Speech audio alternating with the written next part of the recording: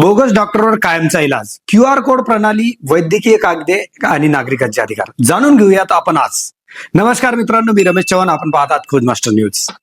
महाराष्ट्रात bogus doctor विरोधात मोठे पाऊल उचलण्यात आले आहे. आता प्रत्येक नोंदणीकृत डॉक्टरकडे QR कोड असणार.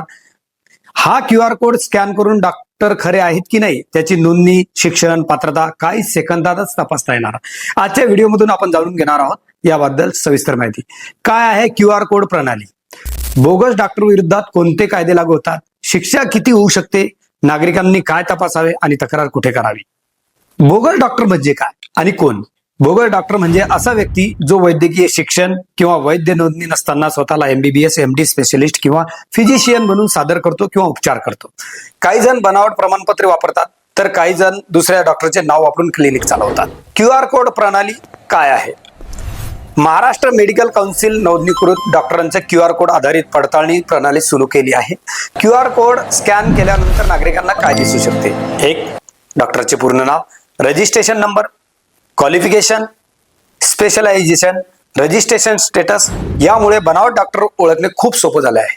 आता यांना कोणते कायदे लागू होतात? तर मेडिकल सूत्रानुसार नॅशनल मेडिकल कमिशन ऍक्ट 2019, वैद्यकीय व्यवसाय करण्यासाठी पात्रता आणि नोंदणी आवश्यक, विना परवाना आधुनिक वैद्यकीय व्यवसाय करणे बेकायदेशीर ठरू शकते, महाराष्ट्र मेडिकल काउन्सिल ऍक्ट लागू तरतुदी, राज्यातील नोंदणीकृत डॉक्टरांना नियमन, नोंदणी नसताना वैद्यकीय व्यवसाय केल्यास कारवाई होऊ शकते, इंडियन पिनल कोड, आता लागू असलेल्या भारतीय न्याय संहितेतील समतुल्य तरतुदी. जर एखादा व्यक्ती स्वतःला डॉक्टर म्हणून खोटे सादर करत असेल तर परिस्थितीनुसार खालील प्रकारचे गुन्हे लागू होऊ शकतात: फसवणूक, बनावट कागदपत्राचा वापर, खोटी ओळख सांगणे, निष्काळजीपणामुळे रुग्णाला इजा पोहोचवणे किंवा रुग्णाचा मृत्यू.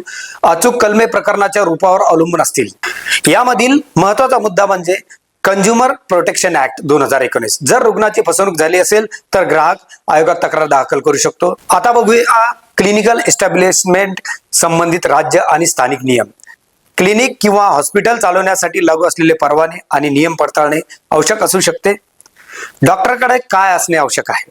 वैध medical registration, registration number, degree, clinic registration लागू असल्यास प्रिस्क्रिप्शनवर रजिस्ट्रेशन नंबर असणे आवश्यक, त्याचप्रमाणे आवश्यक परवाने. आता बघूया नागरिकांनी काय तपासायचं.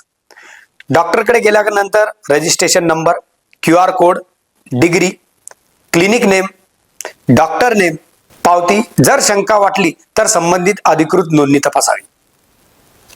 आता मित्रांनो, तक्रार कुठे करायची? जिल्हा शल्य चिकित्सक म्हणजे सिव्हिल सर्जन, जिल्हा आरोग्य अधिकारी, पोलीस. फसवणूक किंवा गंभीर गुन्हा असल्यास महाराष्ट्र मेडिकल काउन्सिल, संबंधित वैद्यकीय नियामक संस्था, ग्राहक आयोग सेवेबाबत तक्रार असल्यास. आता बघूया शिक्षा किती होऊ शकते. जर एखादा व्यक्ती बेकायदेशीर वैद्यकीय व्यवसाय करत असेल, अशा प्रकारचे जर सिद्ध झाले तर लागू होणाऱ्या कायद्यानुसार दंड, कारावास किंवा दोन्ही शिक्षा होऊ शकतात.